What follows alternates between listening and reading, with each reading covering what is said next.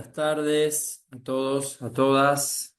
Bueno, chicas y chicos, ahí está la cuestión formal de mi presentación. Mi nombre es Walter Surobsin, yo soy licenciado en nutrición, doctor en ciencias de la salud y magíster en educación. Soy docente de la Universidad Nacional de La Matanza y asesoro desde el punto de vista nutricional al programa TAR, el programa de transición del ENAR, del Ente Nacional de Alto Rendimiento Deportivo. Comparto horas de trabajo en consultorio, horas de trabajo en la universidad y horas de trabajo con deporte, particularmente con deportes de combate, fundamentalmente lo que es judo paralímpico, ¿sí? El tema de hoy tiene que ver con algo de lo que se habla un montonazo, que es esto de los requerimientos nutricionales en los deportes de fuerza y si hace falta tanta proteína. Así que bueno, un tema apasionadísimo. Vamos a ver cuánto se copan ustedes también. Vamos a tratar a lo largo de la charla de hoy responder estas tres preguntas. ¿Cuáles son las necesidades nutricionales que tienen los deportes de fuerza? Si es verdad que necesitan más proteína que el resto de los deportes. Y si es verdad que solo se alcanza con agregar las proteínas post-entreno. Porque en general, más de una teoría un poquito más tradicional de nutrición deportiva, uno pensaba siempre los hidratos en el pre y las proteínas en el post, en líneas generales. Y bueno, hoy hay un montón de evidencia que ya está mostrando que esto no convendría que sea así, sino que andaría mejor, es decir, el cuerpo utilizaría mejor las proteínas con fusión plástica, que es lo verdaderamente útil, si van más repartidas a que si solo pongo foco en el post-entreno. ¿Sí? Cuando uno dice, bueno, Wal, vamos a hablar de fuerza, uno tendría que ir sobre los libros.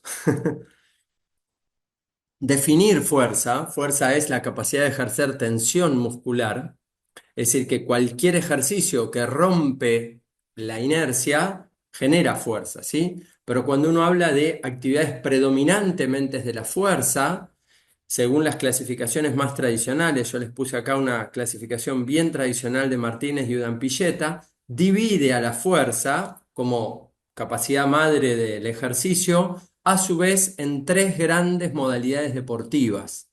Las que tienen que ver en relación a los movimientos de lo que se llama fuerza máxima o fuerza pura, que fíjense que son tiempos de duración bien cortos y la característica es que la potencia es máxima, es decir, estos son los ejercicios de máxima utilización de fuerza y por lo tanto de una mayor dependencia del sistema fosfagénico. Ahí entraría todas las carreras de velocidad, la halterofilia, el levantamiento de pesas por excelencia es la actividad de fuerza pura. Entraría acá también el powerlifting, ¿sí? Y todo lo que es lanzamientos, los movimientos balísticos de lanzamientos de jabalina, de martillo, tienen muchísimo de movimientos puramente explosivos. Luego tenemos como una segunda línea de clasificación de deportes de fuerza, pero fíjate que ya la duración es mayor y que ya hay una utilización muy alta de componente de la fuerza, pero empieza a participar un componente dependiente de los carbohidratos, con un metabolismo más lactácido. Por eso lo van a escuchar como anaeróbico láctico o también llamada la glucólisis, perdón, rápida. Y ahí entrarían todas las actividades que rondan entre los 30 y los 90 segundos. Esto no es tan duro en cuanto al tiempo, ¿sí? Es una clasificación teórica, o sea que también hay que considerar dentro de un rango. Y después tenemos como una tercer subclasificación de los deportes de fuerza a los ejercicios bien lactácidos, en donde ya, fíjate que el componente de la duración es mucho mayor y en donde ya entran todos los deportes de combate, ahí figuran boxeo y lucha, pero entran todos los deportes de combate y entran todas las carreras en el agua, en bici o en la pile, donde haya un componente menor a los 3 minutos, ¿sí? El remo, categorías livianos, con ejercicios y actividades que son sumamente de fuerzas, pero son muy lactácidas. Entonces, conclusión de esto, yo tengo que tener presente que cuanto mayor es el tiempo de duración de este tipo de ejercicios, que todos estos están considerados ejercicios de fuerza, mayor empieza a ser la demanda de carbohidratos en la dieta, porque pasan a ser mucho más dependientes de un sistema glucolítico. Si uno pensaría en la fuerza exclusiva, nos tendríamos que quedar solamente con los tres primeros, con estos de acá, con esta primer línea de grupo de ejercicios. Uno podría decir, o capaz que en el chat digan, bueno, igual, ¿y dónde entra CrossFit? Ponele. CrossFit tiene, según la etapa, según obviamente el entrenador o entrenadora, y según los objetivos, tiene componentes de halterofilia, pero con componentes en general en los watts que están mucho más parecidos a lo que es un trabajo intermitente, de alta intensidad, en donde se combina, no sé dónde está el lápiz acá, entre 30 segundos hasta watts que pasan a ser más largos. Por lo tanto, son de fuerza, pero tienen un componente anaeróbico láctico muy importante. ¿Sí? Si uno pensaría, que no está en la clasificación acá, en la gimnasia artística fundamentalmente, es una actividad netamente de fuerza, pero no es de las primeras, de la fuerza entendida como la halterofilia, sino que es una fuerza mucho más vinculada a el segundo de los escalones que tienen que ver con esta duración al hacer las destrezas que las tienen que resolver en menos de 1 minuto y medio. ¿Y por qué les cuento todo esto? Porque en realidad cuando uno dice fuerza, tal vez está pensando en su deporte y hay un montón de otros deportes que tienen un componente de fuerza que realmente son distintos. Cuando uno piensa en estas cosas, debe necesariamente vincularlo con fisiología del ejercicio y pensar de dónde sacamos la energía para utilizarlo durante la actividad física. Eso es lo que se conoce como sustratos para la actividad física. Los sustratos, esto más rápido o más lento, con un nombre más técnico o más sencillo, básicamente son siempre los mismos. Tenemos un primer sustrato, que es el sustrato más dependiente de lo que es el ATP-PC, la alta intensidad en la corta duración, pero luego tenemos estos inevitablemente entrando por el metabolismo de los carbohidratos y pasando por el metabolismo de las proteínas y de las grasas. ¿De qué dependerá que yo o el deportista o la deportista utilice uno u otro? Bueno, de las características de la carga, es decir, de qué tipo de entrenamiento es, y en donde nutricionalmente nosotros lo que más miramos son estos dos componentes de la ensalada, la intensidad y la duración. La intensidad y la duración serán los elementos centrales en un abordaje nutricional para considerar prioridad en la utilización de los sustratos energéticos. Ahora bien, una cosa es una persona que hace una clase de CrossFit 3 veces por semana y otra cosa será aquel deportista de CrossFit que entrena a diario y aparte del entrenamiento de CrossFit se queda haciendo halterofilia o trabajo de volumen, de fuerza. La frecuencia y la duración total del trabajo también incidirán fuertemente para la utilización de uno u otro sustrato. Y en última instancia, y esto es muchas veces lo más complejo de medir, es cómo saber de dónde está usando la persona en función de su nivel de entrenamiento. ¿Por qué? Nosotros no lo vamos a ver hoy, pero sepan, esto es muy importante de fisiología, que cuanto más la persona está adaptada a hacer ese determinado ejercicio, sea el que fuera, tiende a ser más eficiente. ¿Qué es ser más eficiente en términos de utilización de sustratos? Ahorrar los elementos más costosos que son fundamentalmente el glucógeno y las proteínas musculares. Por eso es que van a ver que una persona muy entrenada permanece en rangos más aeróbicos y puede sostener la carga por más tiempo con un menor compromiso metabólico. ¿Cómo se mejora el nivel de entrenamiento? Bueno, acá tengo personas que entrenan mucho, entrenando más y dándole continuidad. Entonces, muchas veces el proceso es lo que hace que estas enzimas, hoy se está hablando un montonazo, por ejemplo, del mTOR y todos estos moduladores que generan señales químicas en el organismo y adaptaciones en el uso de sustratos. Bueno, la adaptación al entrenamiento hace que ese entrenamiento vaya mejorando y que la persona sea más eficiente para utilizar estos sustratos energéticos. Así que la relación lineal de deporte de fuerza con más demanda proteica empieza a ser dudosa, por lo menos en función de lo que plantea la fisiología del ejercicio. ¿Por qué? Porque tenemos que definir qué es hacer fuerza y porque tenemos que definir qué significa necesitar más proteína.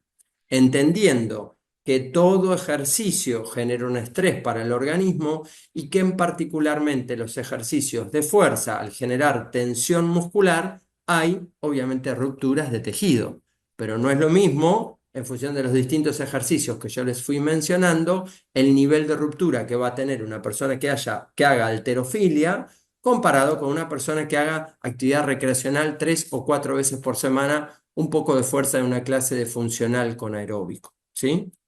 Y acá es donde yo veo, y va por mi cuenta, por favor, en donde hay un intento, muchas veces de la industria, de sobredimensionar el papel de las proteínas en una persona recreacional y no poner tanto foco en el que verdaderamente, o la que verdaderamente entrena de verdad, que son estas personas que yo les describía, que no hacen 3 horas por semana, que hacen entre 2 a 3 horas diarias, en donde si yo estoy con esa tasa de ruptura, las demandas proteicas claramente son mucho más distintas que el que hace un poco de fuerza algunas veces a la semana. ¿Sí?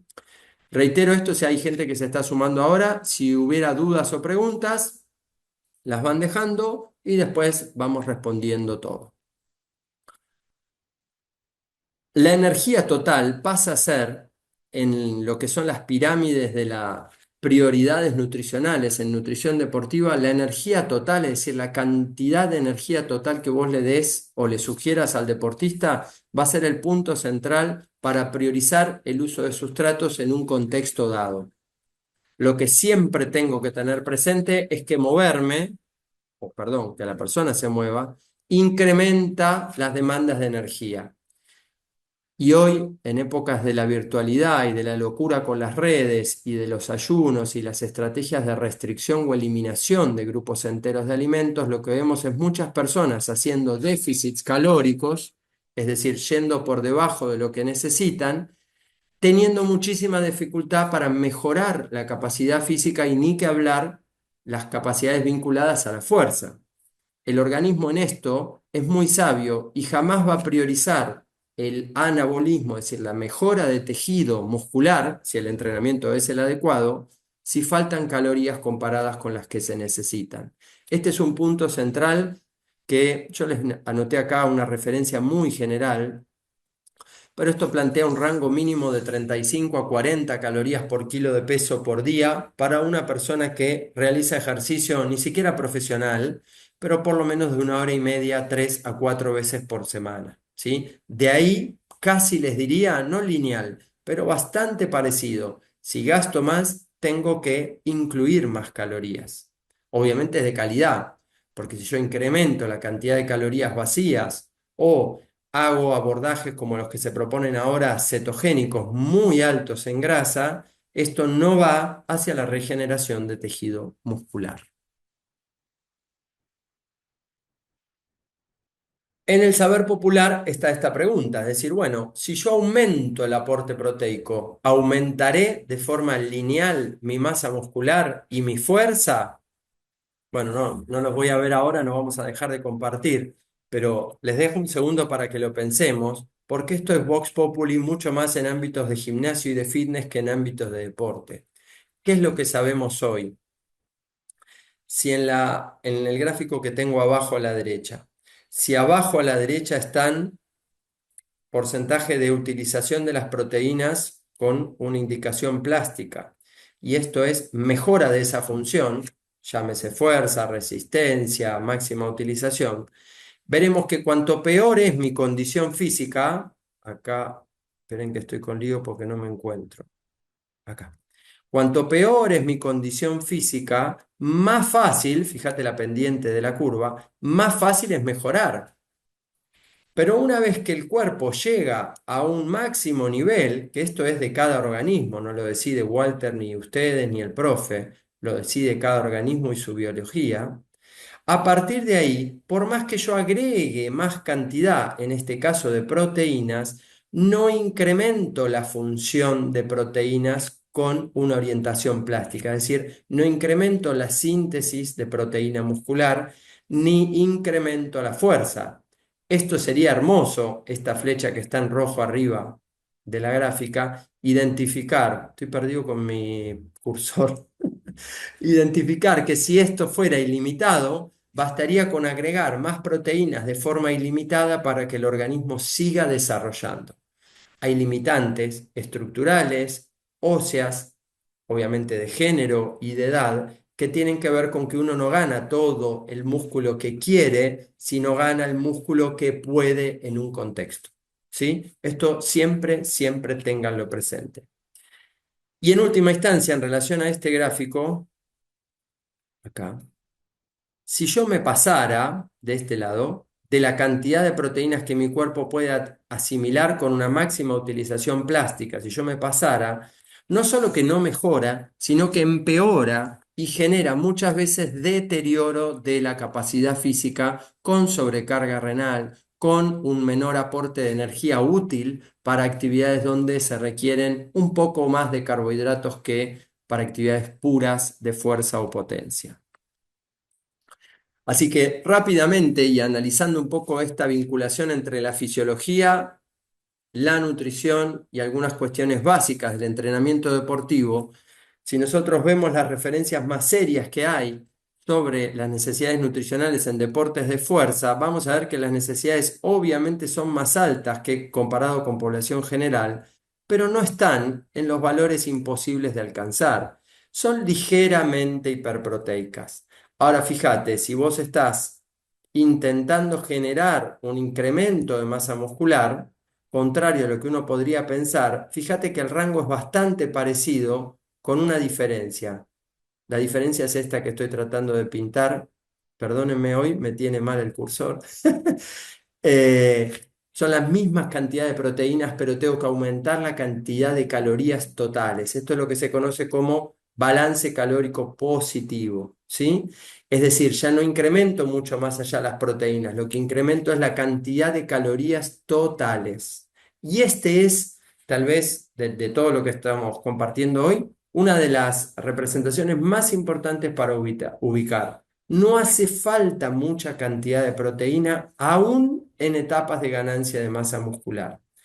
Yo no planteé esta charla en lo que sería infantos juveniles y adolescentes, en donde ahí las tasas de utilización de proteínas ajustadas por kilo de peso corporal podrían ser más altas. Tampoco hablé nada de adulto mayor, vieron hoy todo el lío que hay con la nueva pirámide de Estados Unidos y la propuesta ya de base de ir de base sobre el 1,2 gramos kilo día. Hoy no lo planteamos, pero la realidad es que siempre genera un gran tema de discusión. Pero esto es lo que tenemos en ciencia al respecto del deporte, ¿sí? El límite óptimo de utilización sería dónde está esa máxima cantidad de proteínas que el cuerpo la puede utilizar efectivamente para recuperar tejido muscular. Eso es lo que sería función plástica. Yo puedo meter más, de hecho se mete mucho más, pero muchas de esas calorías ya no van a la función plástica, sino que van a hacer gluconeogénesis, que sería más una función energética y no plástica. ¿Sí? Un texto muy interesante de posición de consenso sobre el tema de las proteínas y ejercicio. Este es un texto muy lindo que lo pueden descargar.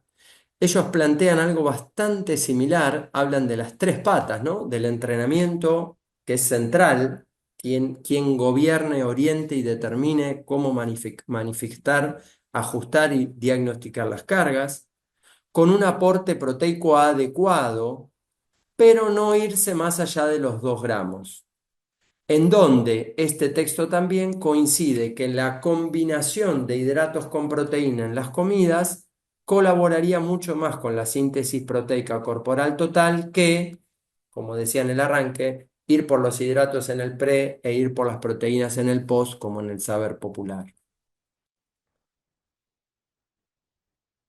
¿Interesa cuándo y cómo las distribuya estas proteínas? Sí, efectivamente. Es insuficiente consumir una gran cantidad de proteínas post-esfuerzo si vos a lo largo del día a ese deportista no le estás dando un aporte, no te quiero decir alto, pero al menos medio.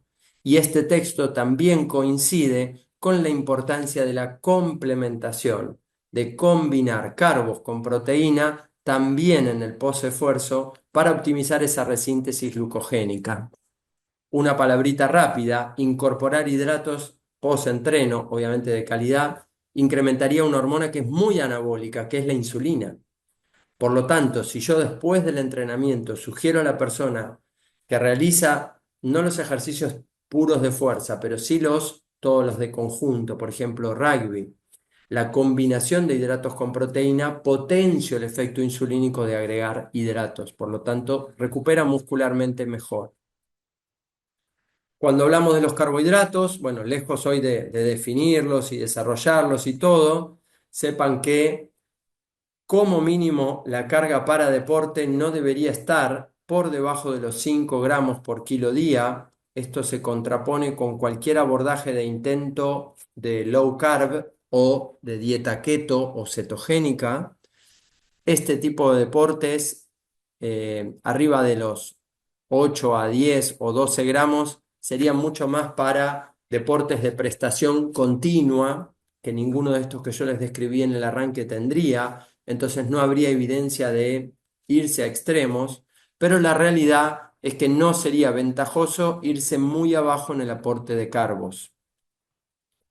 Cuando pensamos en las grasas, y contrario a mucho de lo que se está escuchando en las redes al respecto de las dietas cetogénicas, las grasas, obviamente con selección entre las buenas y las malas, muy groseramente, porque esto yo no lo voy a desarrollar hoy, hacer una dieta hipograsa estricta también interfiere con, por ejemplo, la síntesis de testosterona, por ejemplo, la regulación de vitaminas liposolubles, por ejemplo, el transporte de sustancias en sangre, ni que hablar en la mujer con la regularidad y la incidencia que puede tener en la modificación del periodo menstrual.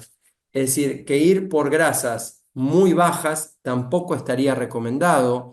De hecho, un requerimiento bajo de grasas no debería ir menos que el 20% de las calorías totales, incluidas diarias, ¿sí? Este otro texto describe el position stand al respecto de el timing, esto de la distribución. Yo lo que intenté hacer abajo, en un esquema básico de 4 o 5 comidas, uy, qué mal que estoy con este cursor, en donde tengo desayuno, almuerzo, merienda, post-entreno, si el entrenamiento fuera a la tarde, y la cena. Fíjate que, ah, perdonen, por favor, perdonen. Tanto el almuerzo como la cena, entre los dos, se llevan la mitad. Ok, la otra mitad la tengo que repartir en el día. Este es el concepto grande. Tirar más comida en general en la experiencia personal, en el pre, en la mañana, para poder llegar con más resto de energía a la realización de ejercicio quien ejercite a la tarde. Por ejemplo, todo el deporte de conjunto, o sea, rugby, hockey, voleibol, básquet, handball, entrenan a la tarde, ¿sí? Es poca, salvo obviamente halterofilia que entrenan a la mañana y muchas veces en doble turno, o CrossFit, que hay muchos grupos de CrossFit que entrenan a la mañana y a la tarde meten técnico o físico y hacen el bloque de halterofilia a la mañana, pero si no, la realidad es que la persona más recreacional, la mayor cantidad de trabajo físico en general la mete cuando finaliza su ocupación. Así que el post-entreno sería importante, pero si la persona, por ejemplo, esto es re común en rugby, chicos y chicas, los jueves terminan de cenar y hay alguien de los que está lastimado que en general ya está preparando la comida para compartir un tercer tiempo de equipo, no contra el otro equipo, sino de equipo, post-entrenamiento del jueves. Entonces el post-entrenamiento es la comida. Entonces acá se te junta el post-entreno con la cena. ¿En quién es muy importante el post-entreno? Sea en el bloque de la tarde o sea en el bloque de la mañana. El que entrena a la mañana, bueno, el que va a pasar muchas horas es más de 2 horas hasta que tenga una comida importante, almuerzo o cena, o en quien tenga una vuelta a la carga física a la tarde, porque tiene, por ejemplo, tenis. En tenis tienen bloques más o menos de 3 horas matinales y 3 horas por la tarde, donde combinan trabajo en cancha con trabajo en la sala de musculación. Y van alternando, técnico-táctico. Obviamente no pueden estar, nadie está 3 horas en actividad continua, pero sí van alternando fuertemente los estímulos. Entonces, en esos pasa a ser muy importante el post-entreno. ¿En quién no es importante? En el que hace algo recreativo. ¿Por qué? Porque tiene que hacer las cosas muy mal a lo largo de su día para luego no recuperarse a las 48 horas. ¿Sí? Acá hay un ejemplo muy sencillito con algunos números. de cómo cubrir para una persona de 80 kilos, más o menos unas 40, 42 calorías. Esta es persona que hace 4 veces por semana, un poco de fuerza, 1 hora y cuarto semanal. ¿Sí? Ahí tienen la proporción de macros, que no es la dieta y los números ideales, es una forma de verlo. Acá tienen los gramos ajustados por kilo de peso por día, para quien le interese. Acá tienen los porcentajes, para quien use más lo que es una fórmula sintética con los porcentajes relativos. Y acá tienen a la izquierda las calorías totales, que representa esa cantidad de macros dividida en, obviamente, los tres macros: hidratos, proteínas y grasas. ¿Con qué se come esto, Wal? Bueno, se come así, ahí vamos. Ahí tienen lo que sería este número: 3.400, 3.200 calorías diarias. ¿Cómo se ven? Fíjate lo que es desayuno y merienda. Hay 2 huevos, hay queso, hay 2 a 3 rodajas de pan, hay un lácteo, hay una fruta, hay semillas y hay cereal. Es un desayuno, ¿eh? Señor desayuno. En donde en la merienda tenés leche con cereales más otras 2 rodajas de pan con queso, huevo y fiambre. Es decir, tenés un refuerzo proteico del reino del huevo, uy, perdón, del huevo, del fiambre y del queso y de la leche. Y tenés carbohidratos simples fundamentalmente aportados por lo que tenga de azúcar del cereal y obviamente la fruta o el jugo de fruta. Acá tenés almuerzo y cena: una pasta boloñesa con fruta, una porción de carne. No necesita ser tan grande, son 220 gramos de carne en cocido, eso le pedí a Gemini que me ponga, con unos 250 gramos de puré de papa, un arroz con leche y una fruta. En las colaciones tiene un pancake proteico y tiene damascos o frutas desecadas. Igual, ¿esto se puede cambiar por un polvo proteico, ponerle la colación? Claro que sí, porque ese pancake, si está realizado con, por ejemplo, 4 huevos, ¿sí? Equivaldría, dependiendo del tamaño del huevo, pero uno asume que entre 5 y 6 gramos de proteína por unidad de huevo tenemos. Entonces es una manera utilizar algún polvo proteico o alguna leche un poco más alta en proteínas o algún snack proteico, como hay ahora un montonazo dando vueltas, que son barras proteicas que tienen como mínimo 10 gramos de proteína. Es una buena alternativa para empezar a incorporar proteínas fuera de las comidas principales, ¿sí? Y ya para terminar, porque ya me pasé 35 minutos, pero para que podamos cerrar y pasar alguna ronda de preguntas. Entender siempre que la variable que genera la mejora tiene que ver con la carga. Entonces es importante trabajar con alguien que te ayude o nos ayude a organizar esa carga, planificarla y orientarla. En deporte, el deportista se mueve por la competencia. El cronograma de planificación de entrenamiento está dado por el régimen de competencia. En las personas que no compiten, el régimen está dado por las etapas que quiera transitar. Típicamente en población general no competitiva, lo que se hace es una etapa de lo que se llama el bulk o la ganancia de masa muscular, donde se incrementan las calorías y se ajusta a un entrenamiento más de hipertrofia.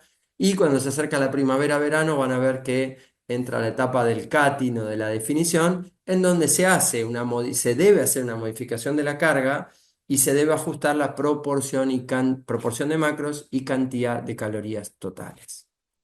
Todos los textos que yo hoy les mostré acuerdan en que el rango más o menos óptimo, obviamente esto es en rango siempre, oscila entre no menos de 2 a 3 gramos de carbohidrato por gramo de proteína. Por eso es 2,5 a 3, 2,1. Esa es la relación hidrato-proteína y esa es la demanda que tiene el cuerpo. Entendiendo que el límite biológico de utilización de proteína con función plástica estaría cercano a los 2 gramos.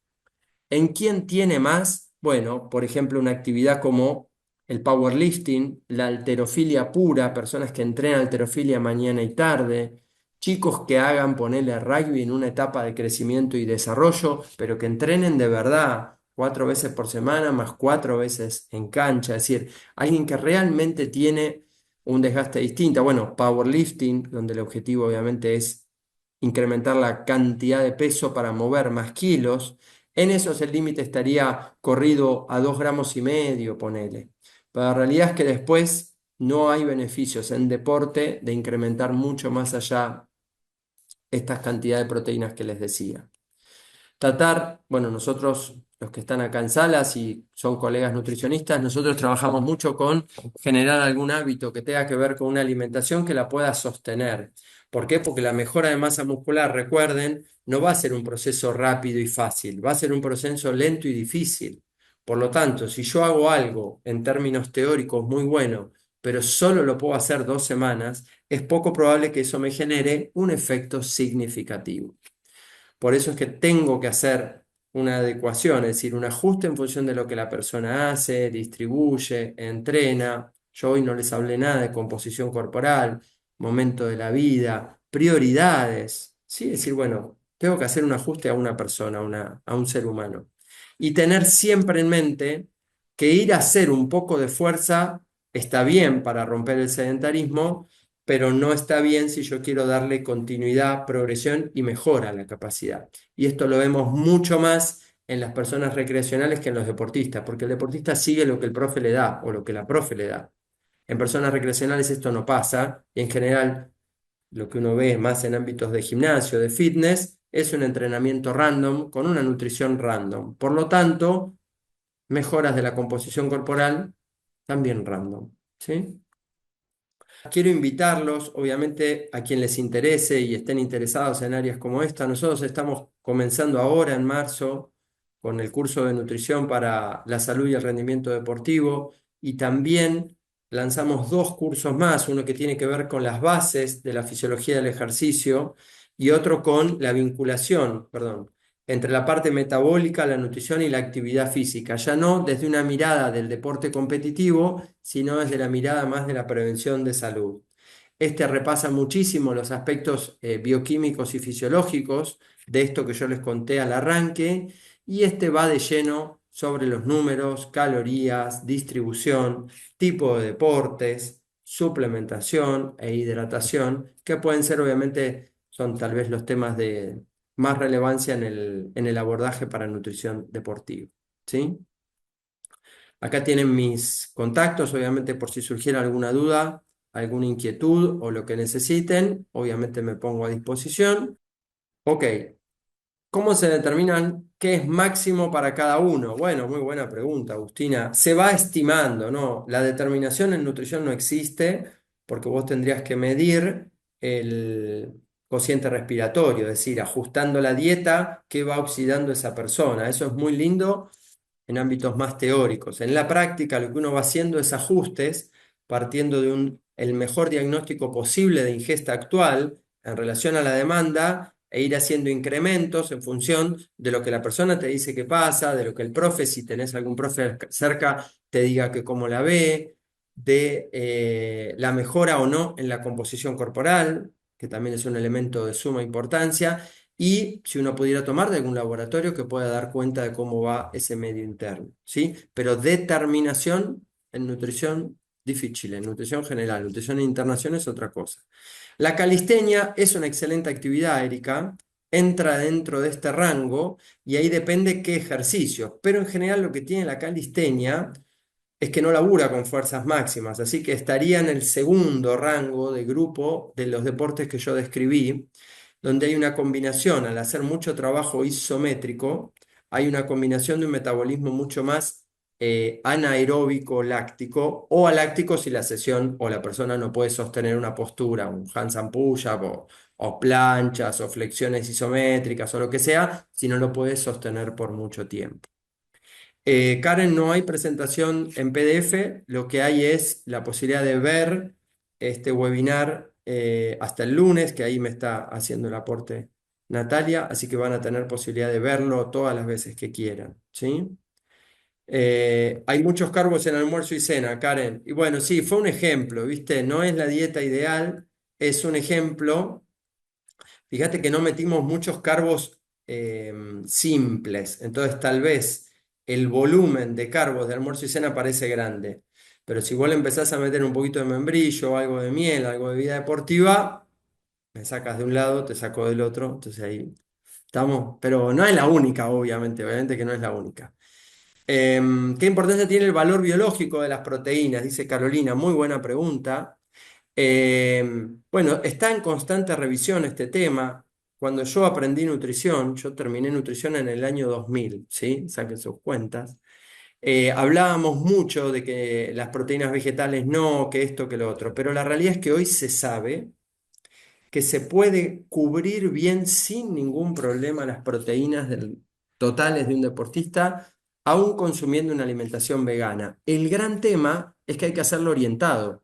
¿Por qué? Porque el arroz, por más que contenga algo de proteínas, o alguna verdura, por más que contenga algo de proteínas, no es una fuente de reemplazo de un huevo o de una carne. Entonces, muchas veces lo que pasa, en general, no estoy hablando de alguien en particular, es que hay un reemplazo que no es equivalente. Y cuando vos indagás en una persona que hace fundamentalmente una alimentación vegana, porque el ovo lacto no tendría tanta dificultad, pero la persona que hace una alimentación vegana, en general, salvo obviamente las personas que están asesoradas, son pocas las que consumen regularmente seitán, tofu, soja texturizada, algas. Entonces terminan teniendo un aporte de carbohidratos muy altos porque solamente lo hacen con legumbres. No consumen los concentrados. Por ejemplo, hoy hay concentrados en la industria de proteínas vegetales que no te aportan carbohidratos, derivados de arvejas, derivados de garbanzos, derivados de lupines. Entonces, hoy no interesa tanto, Carolina, como hacía muchos años. Lo importante es que haya repartida y de distintos tipos. ¿Por qué? Porque, ¿te acordás? No sé si lo viste, algo de lo que era el concepto de aminoácidos limitantes. Bueno, ¿qué le falta a una proteína que no tiene la otra? Bueno, la combinación, ya no solo en la comida, sino a lo largo del día de distintos, hace que vayan de todos. Y esto habla nuevamente de la importancia de la variedad. Tratar de meter, más allá de la cuestión cromática, cosas de distintos orígenes, porque el cuerpo se va a quedar con lo que realmente considere. Considerando que la ganancia muscular requiere un extra de calorías, ¿se puede buscar la pérdida de grasa y a la vez ganancia de músculo? Muy buena pregunta, Julieta. La respuesta, ¿sabes cuál es? A ver si alguien la sabe. Depende. ¿De qué depende? De la condición. Cuanto peor sea la condición de la persona, más fácil va a ser esto. Pero si vos estás trabajando con alguien de verdad que entrena o que ya está en sus valores óptimos, máximos de mejora, la realidad es que vos le tenés que bajar calorías. Y si le bajás calorías, interfiere con la recuperación. Y si interfiere con la recuperación, no va a dar anabolismo. O no todo el que podría. Karen, gracias. Por favor, Enzo, al curso de nutrición también abarca el aspecto de planificación de la... Entiendo que es planificación de la alimentación. Sí, no la planificación del entrenamiento, si esa es la pregunta, Enzo. Hablaste de lo que es posible, dice Andrea, lograr fisiológicamente. ¿Cómo se gana tanto músculo, sobre todo en mujeres? Y yo te preguntaría, Andrea, ¿a qué llamas tanto músculo? ¿Y cómo es que se gana tanto? No entiendo la pregunta, si podés reformularla, porque efectivamente la gran dificultad en la mujer por la cuestión hormonal es que cuesta muchísimo más el desarrollo de masa muscular haciendo todo igual y todo bien comparado con el hombre, porque hay una diferencia fundamentalmente, bueno, en las hormonas sexuales masculinas y femeninas. Si podés reformularla esa. Niño adolescente de 11 a 16 años, ¿qué recomendás que se inicie en el plantel? Que coma bien, Natalia. Que trate de meter más calorías de calidad en todos los momentos que pueda. Que le dé mucha importancia al descanso. Y para hablar de remo, que refuerce mucho la hidratación. En general, los chicos cuando van al cole toman muy poco líquido en el cole y se van con algún desayuno líquido en el mejor de los casos. Entonces, llevar más comida de día, ¿sí? Estoy respondiendo súper general, por favor, ¿eh? Gracias, Paula. ¿Qué opinas del entrenamiento de fuerza en ayuno? Pacientes que les cuesta desayunar y entrenan a la mañana. Si hacen, yo no soy partidario del ayuno. Opinión personal. Uno. Dos. Si hacen una hora de ejercicio no pasa nada porque hay un montón de cosas guardadas en el cuerpo. Tenés que hacer las cosas muy mal para que te mate. En una hora de ejercicio, considerando 10 de entrada en calor y 10 de vuelta a la calma, tenés 40 minutos de trabajo, no pasa nada. ¿Sí? Pero lo que sí pasa, entrenar en condición de ayuno, que genera más hambre, genera un poquito más de hipoglucemia post. Por lo tanto, si no va a considerar lo que come, post esfuerzo, es muy fácil comer 2 facturas más post entrenamiento o medio paquetito de bizcochito y ahí se compensa el entrenamiento en ayunar. Pierde mucho sentido para mí. Consulta, Walter, los cursos que mencionás pueden participar estudiantes. Sí, Nicolás, pueden participar estudiantes. Ha sido un gusto compartir este ratito con ustedes. Espero les haya servido nuestro webinar y obviamente si tienen ganas están invitados a seguir metiéndole. Les mando un gran abrazo y buena semana.